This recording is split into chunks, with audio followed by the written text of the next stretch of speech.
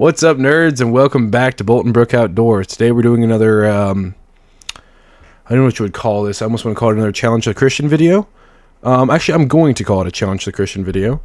They're not specifically challenging me in this video, but they are challenging our worldview.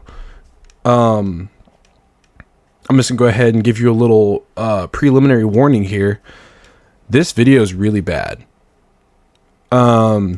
The gentleman in this video, from what I see from all his videos,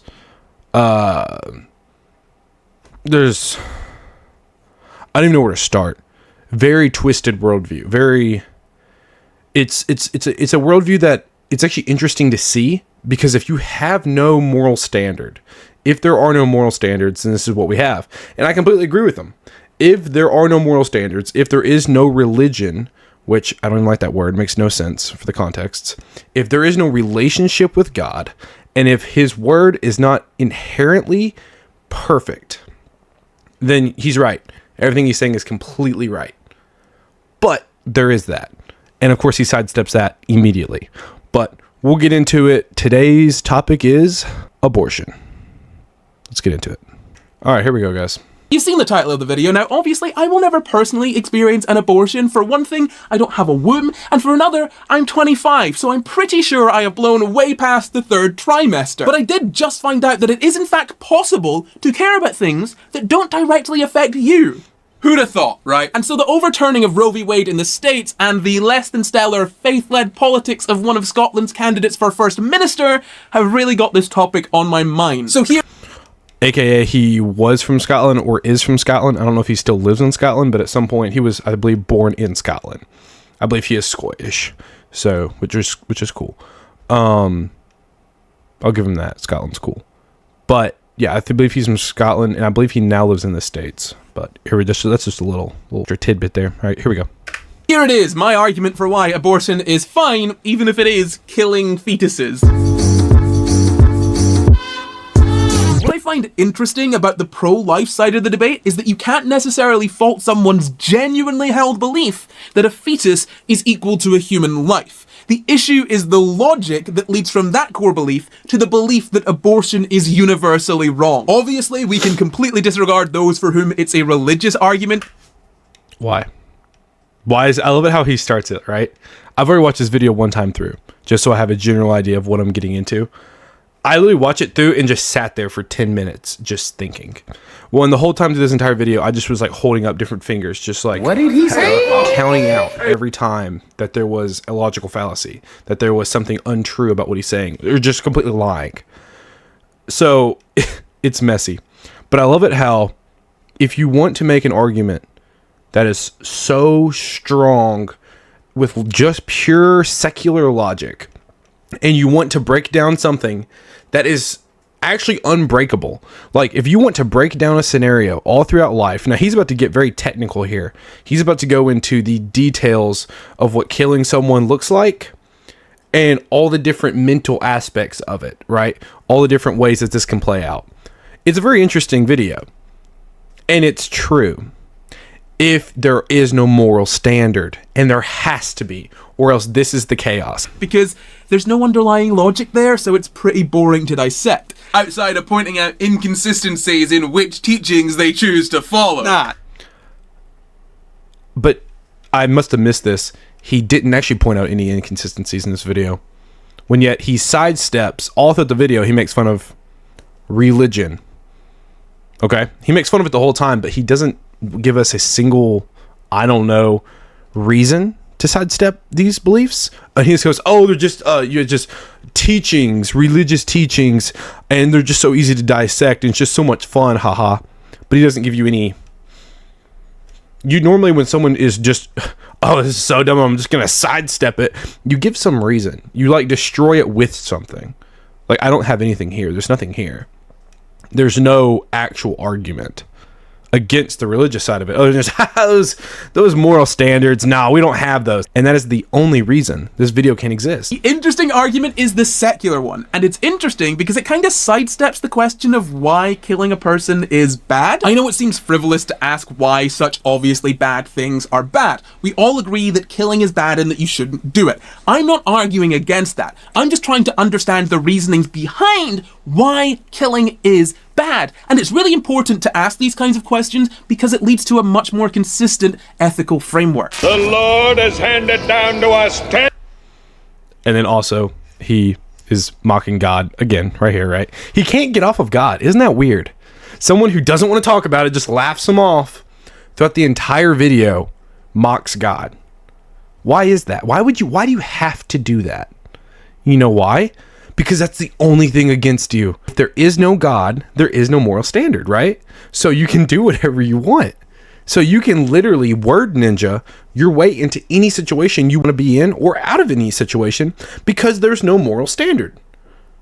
So there has to be a standard for life. That's what this entire video proves, but I'm getting ahead of myself here. I just wanted to point out, like, literally, dude mocking it and has the audio from, I don't remember which movie it is. Yeah. 10 commandments by which to live. So, what is it exactly that makes killing bad? We can mostly all agree that ending another human life is a bad thing to do. You shouldn't do it. But it is easy to forget that it's not seen as a universally bad thing by most people. There are some exceptions that make it way more acceptable to do, although we don't all necessarily agree on what those exceptions are. And ignoring that can be a problem. Here are just a few exceptions. You've got euthanasia, preventing or reducing harm, and as punishment. Now I'm struggling to think of many more, but if you've got any in the tank, why don't you let me know down in the comments. Now he's using the term killing here, right? He's simply using the term killing, which is absolutely fine to do. But also something that he should look at here is what he's about to get into and what he even just said. He's speaking of murder and of self-defense, which he will get into the whole big math equation of harm versus humanity, basically. But my whole point is here, see how he's using the word just killing. Oh, we're just killing him. So he never defines killing. He takes killing in one broad spectrum, right? And it's just, oh, there's a guy who's a psychopath and stabs a kid in the head in the park. Okay, that's killing. Oh, he's a killer. He never used the word murder. You know why that's wrong? Because God says not to murder, not to rape. So what do we look at here in this equation he likes to bring up? What are we looking at? We're looking at image bearers of Christ, living life, serving God. We have people who have not accepted the gift of God and are rebelling against him and are trying to destroy another image bearer of Christ. But people like to make it this gray area because there is no moral constant. That's the thing. If there is no scripture, if scripture is not true, there is no God, then I completely agree. This entire video is granted. It's completely valid. But since there's a moral constant, we have to look at these things better. We have to look at them. What I'm interested in is what these exceptions can tell us. Like, is there a pattern at all? Well, euthanasia is a method of stopping any further suffering, and preventing harm can also be described as reducing overall suffering, and using death as punishment, well, that can be seen as just preventing harm for the greater population. So, at the core of all of these is preventing harm and suffering, or reducing harm and suffering overall. But there is a bit of a spanner in the works if we consider another unacceptable scenario, which is suicide. Now, with suicide, that prevents any further suffering of the individual, and like euthanasia, it also requires the consent of the person being killed. So why is suicide bad? Now bear in mind, I'm not saying this is a valid solution at all, or even that it's remotely good. If you're having these thoughts or feelings, I've got some crisis numbers and links in the description. But broadly, He's very much validating it. I mean, you cannot validate it more than what he just said. Now, obviously, he has to like cover his bases here, so he's not absolutely promoting or sewer slide. Excuse me. Dude is actually promoting sewer slide. And it's ridiculous. Like, as we go on here, if someone was thinking about sewer slide and watch this video, they would just do it 100%. Because He gives a good case of why you should just off yourself. It's great. Let's keep watching. The two reasons that suicide is unacceptable are the consent being dubious because of mental illness and there being other options to reduce the suffering. So consent of the person is not enough to justify death alone, and prevention of suffering is only an acceptable reason when there is no other option. Obviously. Okay, so Do you see him laying the framework here? He's taking some scenarios and going, oh, well, yeah, it's about reducing harm. He's setting all this up. He's just taking certain scenarios, taking the pieces from them, going, oh, see? Well, we all know that's true, right? And then we'll put it into the next scenario. If you watch him, he's laying the framework for abortion. Keep watching. We know that killing is only acceptable to reduce harm when there is no other practical solution, and the consent of the deceased is only a determining factor when it's their suffering that is being prevented. But what about capital punishment? Capital punishment doesn't work as a deterrent, which means that it doesn't reduce harm by stopping people from wanting to commit serious violent crime. Not true. That's the biggest lie I've ever heard. I remember sitting here when I first watched it, I was like, did he just say that? Capital punishment is the biggest deterrent, the absolute biggest deterrent to crime. When they say, hey, I will kill you if you commit this crime, or I'm gonna let you live in prison and keep you well fed, let you do basically nothing, do whatever you want, just chill in prison till you die. Or we say, you commit this crime, we kill you. That is the biggest deterrent ever. Why do you think states that are very big on capital punishment have a much lower crime rate? Because people don't want to get shot or whatever the lethal injection. I mean, or freaking Utah, they still do firing squad. There was, what is it?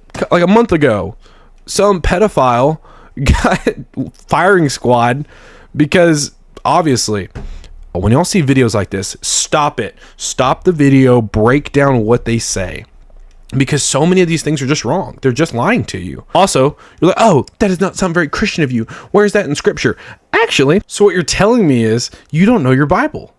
Okay, because if you look through the Bible at all, let's just say maybe check in Judges or Samuel or any of these, especially Old Testament. You check in these Old Testament books, the punishment for crime was insane. We have toned back from what the Bible was demonstrating for us to do. So if you want to talk about, oh, the Bible would never tell us to do that, then you have not simply read your Bible at all. All right, let's keep going. Also, you like the wardrobe change? It is a different day. But anyway, moving on. And it doesn't significantly reduce the suffering of the victims or their families, and realistically, it doesn't reduce any overall suffering more so than life imprisonment would. Even with all of the evidence against it, there are still plenty of people who still support it because it's seen as the most severe punishment, and bad people deserve to be punished. So in the case of capital... So obviously this man is against capital punishment, right? Hold on, man. Sorry. This gentleman is obviously against capital punishment, right? He wants to make fun of it because it doesn't do anything. Again, it's completely dumb. Zero warrant. There's nothing there. He's completely wrong. And that's not just a, oh, I'm saying this and I'm right thing like what he's doing. He's simply going, I'm just right, y'all. Look at this logic I'm using. And again, if you do not have a scripture, a God who controls everything and gives us a moral standard, then he's completely right. But thank the maker that we do. Punishment, the harm done to the individual and their loved ones, is acceptable because they are bad. Bad people. But what does any of this have to do with abortion? Do you see the progression? He's laying his groundwork.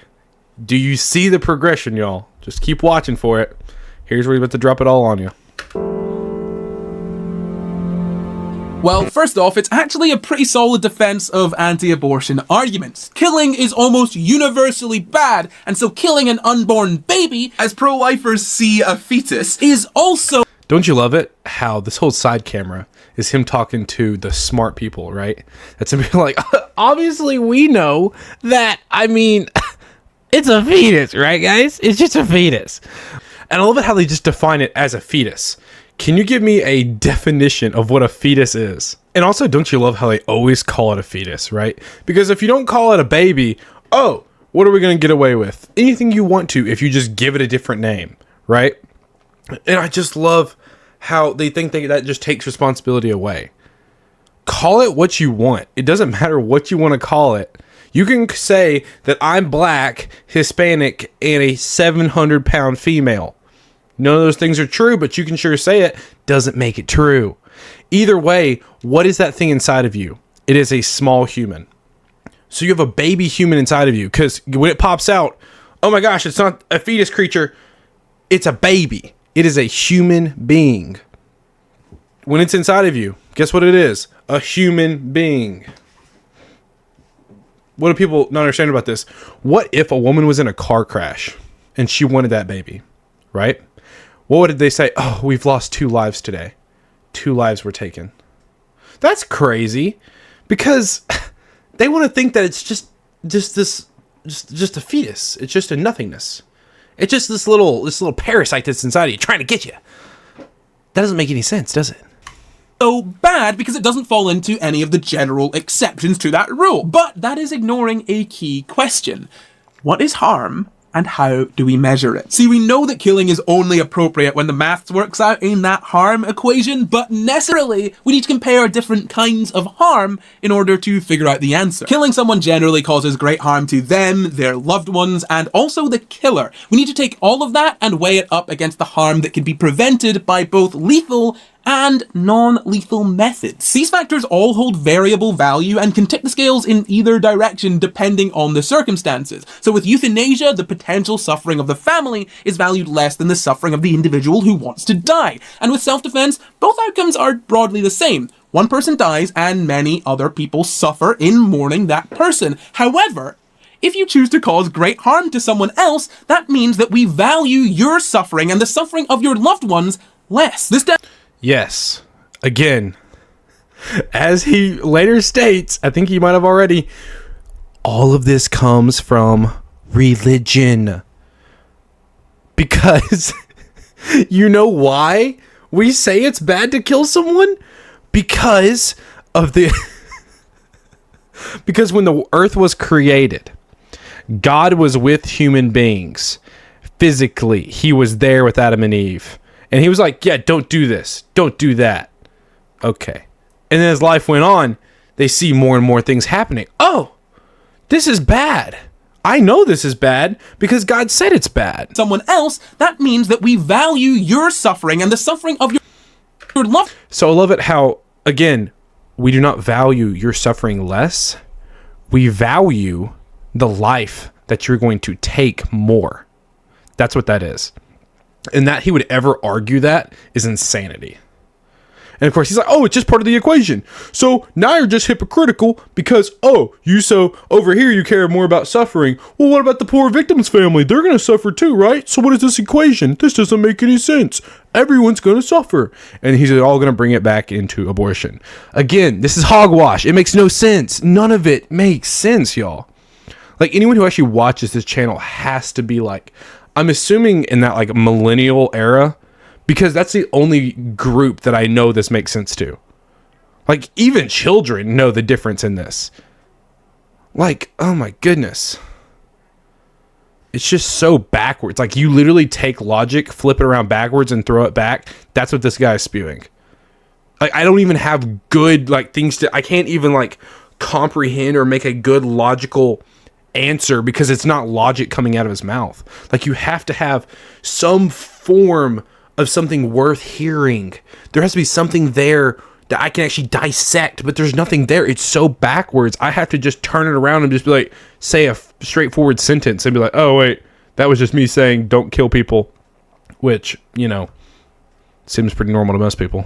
Loved ones less. This demonstrates two things that I find quite interesting. First, the relative harm caused by death is not constant, because euthanasia reduces suffering using death. And suffering can have a variable weight depending on specific moral circumstances. I am choosing to switch tracks, so that way I only kill one person. There is another situation that's an acceptable method of death that I've neglected to mention until now. Withdrawal of life support. Now, you could make the argument that this isn't necessarily intentionally killing someone, because if you remove life support, that doesn't mean that the person is necessarily going to die. Also, they're only living in the first place because of the life support, but that then leads to questions of whether knowingly allowing an anti-abortion stance again, we've actually touched on a bit of an oversight. I'm a math-magician. Prepare to marvel as I make this remainder disappear. We've assumed that the absolute harm caused by death is a constant regardless of circumstances, despite that not really necessarily being the case with all other acceptable forms of killing. You can almost get around this by opposing all intentional killing regardless of any justifications, although you'll probably stumble at the question, what makes killing wrong? It's a pretty tough question to answer without falling back on religion, or it just is, which a lot of people tend to do. I love it how he always has to turn and then mock religion. It's crazy that at the beginning of this, he's like, oh, this has nothing to do with religion, and he's done nothing but mock it since the first part of this video. Why is that? Because it is the only thing that can defeat his entire argument without it ever being an argument. All I have to do is simply go, oh, okay, so you're saying there's no moral standard. There is no absolutes in life, meaning that there is no right and wrong, for sure, absolute. It's all subjective, is what he's saying. That's impossible. If everything is subjective, subjectively, me murdering someone's not wrong. Subjectively, me stabbing someone in the throat and then being like, well, he, according to my view, is a racist who hated me and is someone who made me not feel comfortable and was causing me and my family so much harm that I just win. Again, if it's about an equation, okay, so subjectively, we can turn that equation into anything we want, if that's the way this works. So, it's so dumb. It's so dumb. There is a really straightforward answer, though. It's just completely incompatible with an absolutist stance. Oh, there you go. He literally just said it. This entire thing is impossible with an absolutist stance. And he's smiling and laughing because obviously an absolutist stance is just an impossible thing. If you have an absolutist stance, then you're just wrong. There's no possible way you're right, and everyone knows it's stupid, is the vibe he's giving off. He's smiling at the camera, and a minute after he'll turn and be like, obviously, or something like that. I don't really know. So it's just like, what do you mean? Of course, he doesn't give any reasons that an absolutist stance is wrong. He just says it is wrong. Obviously, it's impossible. Why? Killing isn't necessarily inherently wrong. The issue lies in the harm and suffering that it causes, alongside the violation of consent and bodily autonomy. Alright guys, last time I change, I promise. Abortion may cause pain signals to be sent within the fetus. It could also violate the fetus's potential bodily autonomy. Okay. For something to have potential bodily autonomy, meaning you have say over your own body. Weirdly enough, usually a baby can't speak for a while, so shouldn't we let that baby grow till it understands? And then maybe that child gets a chance to live and go, oh, hey, I didn't want to die. That's crazy. I wish I could have told you when I was still in the womb, but I couldn't have. But hey, you let me grow up to be a fully grown adult, and now I get to say I'm glad I'm alive. Wow, that's crazy. So I would not say it's potential bodily autonomy. Okay, better question. Do all humans deserve human rights? Okay, I'm assuming everyone's going to say yes. Okay, so why does an unborn baby not have human rights? And he keeps calling it a fetus too. Okay, sure, whatever. So what species is a fetus? Oh. Is it human? That's crazy. So humans deserve human rights. So they deserve bodily autonomy. So you see what he's doing here. You put potential in there, and now you're free to do whatever you want to because, it doesn't have say yet. Okay. That makes no sense. It's still human life. So does it deserve the human rights of bodily autonomy? You would think so. Apparently not. And also, it could cause emotional harm to the parents. And when it comes to the harm prevented, pregnancy could cause physical or emotional harm to the parent. Raising an unwanted child could cause harm to all parties. Raising a child that you're not financially ready for could also cause harm to all parties involved. And so could putting a child up for adoption. That could cause harm to all parties involved. There are some important notes and caveats. So I love the harm, right? So one thing he never measured is how much harm, right? So he tries to get away from this by saying pain signals. I want to touch on that just a little bit here. Interestingly enough, he keeps using pain signals. Okay, agreed. Yes, your brain sends pain signals to your nerves, telling you, hey, whatever touched me, poked me, hurt me in that area, that hurt. Okay, that's crazy. So there are pain signals because we can pick those up and see the brain activity. Oh, so it also has brain activity. That's kind of interesting. So it has brain activity and is sending out brain signals to its nerves to say, hey, this hurts. So how do we measure this harm? Because you can say, oh, it's going to cause harm to the mother in the pregnancy, to the parents in pregnancy. What about if they're not financially ready? That's more harm. No, it's just using harm. But what about pain? That's a really good thing to measure something by, isn't it? Now, of course, we go off of this from a Christian standpoint, meaning that all life is beautiful and created in the eyes of God and should not be destroyed unless they are living outside the will of God and go against his laws. That warranty a punishment of death. That's the only exception. Okay, so maybe a couple things here to think about, right? So what about when Mary goes to see Martha, you know, her cousin who was carrying John the Baptist at the time in her womb? At the same time, Mary had just conceived Jesus. Interesting. Do you remember what happens in this verse? You know what? I'll pull it up. All right, so here it is. Luke chapter 1, verse 39. In those days, Mary arose and went with haste into the hill country, in a town in Judea. And she entered the house of Zechariah and greeted Elizabeth. And when Elizabeth heard the greetings of Mary, the baby leapt in her womb. And Elizabeth was filled with the Holy Spirit. And she exclaimed with a loud cry, Blessed are you among women, and blessed is the fruit of your womb. And why is this granted to me, that the mother of my Lord should come to me? For behold, when the sound of your greeting came to my ears, the baby in my womb leapt for joy. And blessed is she who believed that there would be a fulfillment of what was spoken to her from the Lord. Interesting. If you remember the backstory here, there was no like phones at this time. So if you remember, Mary could not just tell Elizabeth that she was pregnant. She was coming to tell Elizabeth that she was pregnant. She gets to the door, and John the Baptist, which is the baby in Elizabeth's womb, realizes he's in the presence of God and leaps for joy inside her stomach. The baby leapt for joy inside her womb. And then Elizabeth cries out, talking about, Blessed are you among women, and blessed is the fruit of your womb. So children were recognized inside the womb. So obviously, from a Christian standpoint, there is no room for an abortion. If you are a Christian and believe that an abortion is a possibility in any aspect, in any situation, you're wrong. You're absolutely wrong. It's murder. You're murdering a human being. And as you see here, they're babies. They're real human beings inside of you. Also, something else no one ever talks about that they keep heavily suppressed. You people do realize if it in the half of 1% of women who, because the same thing that they all give you about abortion is, what is it? Oh, but what about the mother's life? They just killed the baby. They could have saved her. Or I had to kill my baby so that they could save my life. You do realize that is impossible, right? Just so you know, the removal of that baby, dead,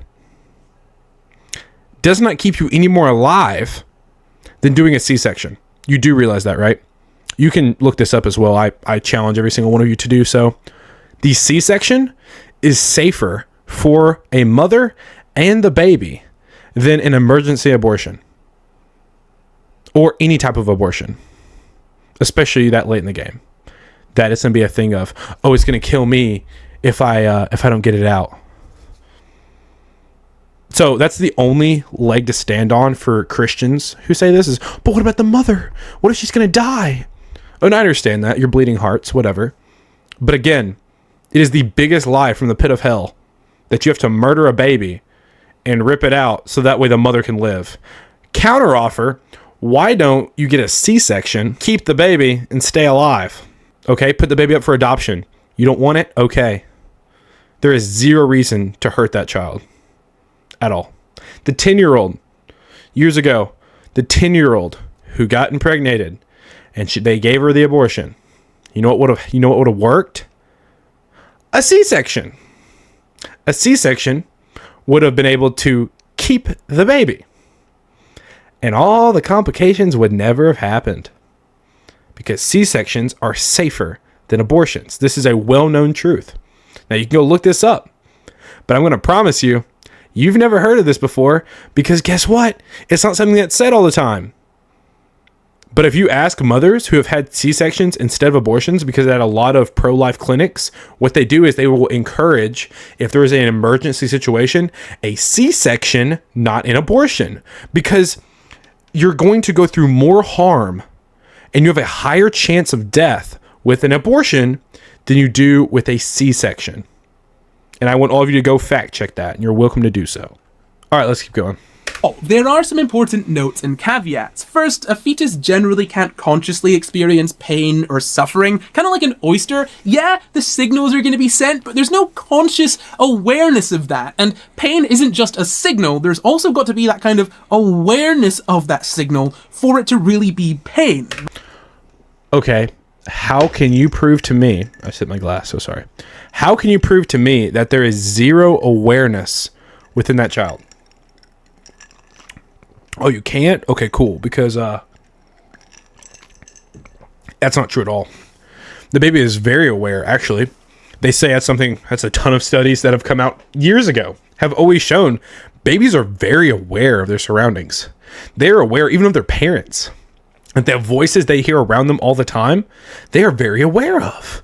Crazy. So it's like almost like they've done studies about like a mother's voice that is known to the baby before it has come out of the womb. When it comes out of the womb, it hears that voice that it's heard all of its infancy. And it's like, and it immediately goes to that voice.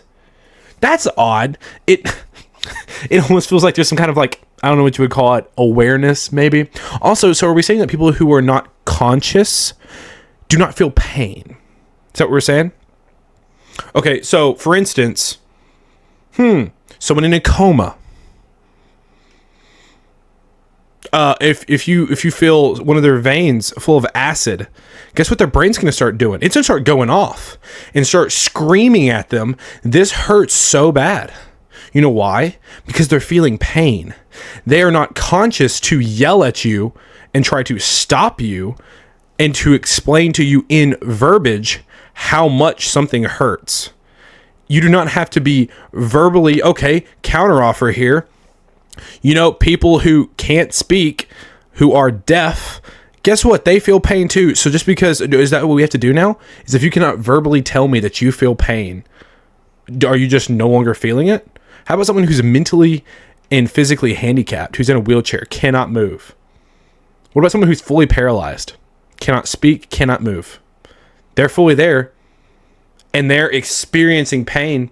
They can't move their facial features. You have to feed them. They're on tubes to feed. Okay, they can't move. What about that person? Does that person deserve human rights? So we shouldn't kill the mentally and physically handicapped person. But I mean, they can't tell us they're feeling pain. You can't tell in their face they're feeling pain. The only thing telling us is brain signals. Isn't that weird that brain signals tell us you feel pain? Interesting. And then I love how he relates a human being to an oyster. That is disgusting. Like, that is vile. They don't even have a good word for it. Pure evil. Let's just say that. Let's call it what it is. That is evil. Absolutely horrific. Absolutely.